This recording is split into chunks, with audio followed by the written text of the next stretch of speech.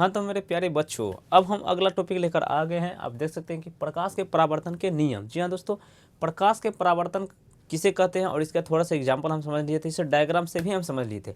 लेकिन अब हम समझेंगे कि प्रकाश के परावर्तन के नियम क्या है और इसे इसके कितने नियम हैं और इसे डायग्राम से हम किस प्रकार से समझेंगे। आप सभी को देख सकते हैं मोस्ट इंपॉर्टेंट और बहुत ही अच्छे तरीके से समझाएंगे, डायग्राम से भी समझाएंगे और एक उदाहरण से भी समझाएंगे, क्योंकि हम यहाँ पर आप सभी के लिए लेकर आ गए हैं टेंटर क्या है, तो यह एक दर्पण है। क्या है? यह एक समतल दर्पण है और समतल दर्पण से ही हम प्रकाश के परावर्तन के नियम को भी समझाएंगे। ठीक है, और प्रकाश से जुड़ी जितने भी चैप्टर है सबको हम एक उदाहरण से समझाएंगे, क्योंकि इसमें दर्पण, लेंस और यहाँ पर उत्तल दर्पण, अवतल दर्पण का उपयोग होने वाली है। तो वीडियो को बने रहिएगा लास्ट तक। तो चलिए शुरू करते हैं। देखिए, सबसे पहले क्या करेंगे, प्रकाश के परावर्तन के नियम क्या है। तो सबसे पहले हम समझेंगे परिभाषा को समझेंगे। परिभाषा को समझने के बाद इसके कितने नियम होते हैं और नियम को समझने के बाद इसे डायग्राम से भी समझेंगे कि इनके डायग्राम से भी समझेंगे कि इसे कैसे जस्टिफाई किया जाता है। ठीक है, तो देखिए सबसे पहले कह रहा है कि प्रकाश के परावर्तन के नियम क्या है। तो परिभाषा हम समझ लेते हैं कि प्रकाश के परावर्तन के नियम क्या है। तो प्रकाश किसी सतह पर पड़कर जिन नियमों का पालन करती है उसे प्रकाश के परावर्तन का नियम कहते हैं। तो सभी लोग कॉपी पेन में लिखेंगे, जो चीज़ हम यहाँ पर लिखे हैं सभी लोग कॉपी में लिखेंगे। और सभी लोग, जो भी बच्चे, अभी भी मैं कर रहा हूँ, जो भी बच्चे कॉपी पेन लेकर नहीं बैठे हैं इस वीडियो को देखने के लिए, क्लास को देखने के लिए, तो कॉपी पेन लेकर बैठ जाइएगा, क्योंकि मेरे क्लास में बिना कॉपी पेन लिए आप क्लास नहीं कर सकते हैं। ठीक है तो फटाफट कॉपी पेन लेकर बैठ जाइए और जो भी चीज़ें हम यहाँ पर बोर्ड पर बता रहे हैं सेम इसी तरीके से आपको लिखना है। ठीक है, तो चलिए देखते हैं कि प्रकाश किसी सतह पर पड़कर जिन नियमों का पालन करती है उसे प्रकाश का परावर्तन का नियम कहा जाता है। ठीक है, तो बात समझ में आ गया होगा।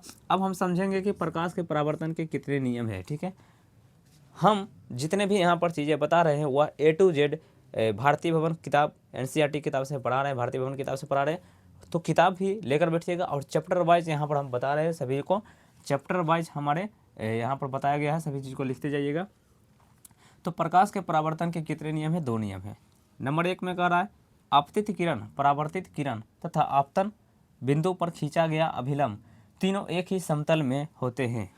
ठीक है, दूसरा नंबर में कह रहा है कि आपतन कोण परावर्तन कोण के बराबर होता है।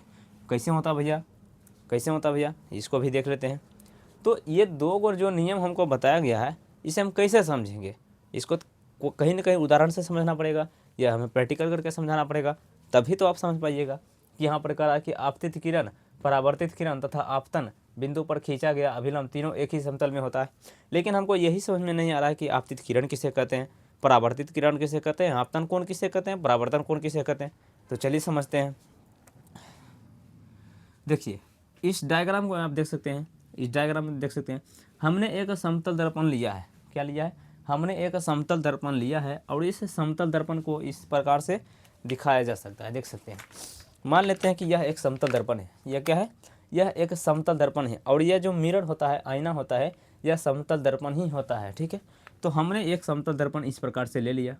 अब इसके बीच में, इस समतल दर्पण के बीचों बीच, इस समतल दर्पण को बीचों बीच में इसको बोला जाता है आपतन बिंदु। क्या बोला जाता है? आपतन बिंदु। जहाँ से प्रकाश आई और जहाँ से, जिस बिंदु से प्रकाश वापस लौट गया, तो इस बिंदु को बोला जाता है आपतन बिंदु। तो मान लेते हैं कि हमारा यह एक समतल दर्पण है और समतल दर्पण के बीचों बीच प्रकाश आया, इधर से प्रकाश आया यहाँ और इधर से वापस लौट गया, इधर से। तो जिस बिंदु पर प्रकाश आया और वापस लौट गया उस बिंदु को बोला जाता है आपतन बिंदु। क्या बोला जाता है? आपतन बिंदु। और इधर से प्रकाश, देख सकते हैं, इधर से प्रकाश आया तो आने वाली प्रकाश को क्या बोला जाता है? आने वाली प्रकाश को आपतित किरण बोला जाता है। क्या बोला जाता है? आने वाली प्रकाश को आपतित किरण कहा जाता है। और जाने वाली प्रकाश को, ये देखिए, इधर से आया और इधर से वापस चला गया, तो यहाँ से जाने वाली प्रकाश को, इधर जाने वाली प्रकाश को, यानी कि दर्पण से टकराकर वापस जाने वाली प्रकाश को परावर्तित किरण कहा जाता है। क्या बोला जाता है? परावर्तित किरण बोला जाता है मेरे बच्चों। और उसके बीच, उसके बाद यहाँ पर करा है, उसके बाद करा है कि आपतन कोण परावर्तन कोण के बराबर होता है। आपतन कोण और परावर्तन कोण के बराबर कैसे होता है? देखिए, आपतित किरण क्या करा है? आपतित किरण और परावर्तित किरण के बीच जब हम एक अभिलंब खींचेंगे, क्या खींचेंगे? अभिलंब खींचेंगे, यानी कि यह जो है काल्पनिक अभिलंब रेखा है, इसको जब हम खींचेंगे तो एक भाग इधर बढ़ जाता है और एक भाग इधर बढ़ जाता है। तो अभिलंब का आपतित किरण वाला भाग जो है इसको बोला जाता है आपतन कोण। क्या बोला जाता है? आपतन कोण बोला जाता है। और परावर्तित किरण का जो भाग होता है इसको बोला जाता है परावर्तन कोण। बात समझ में आ गया?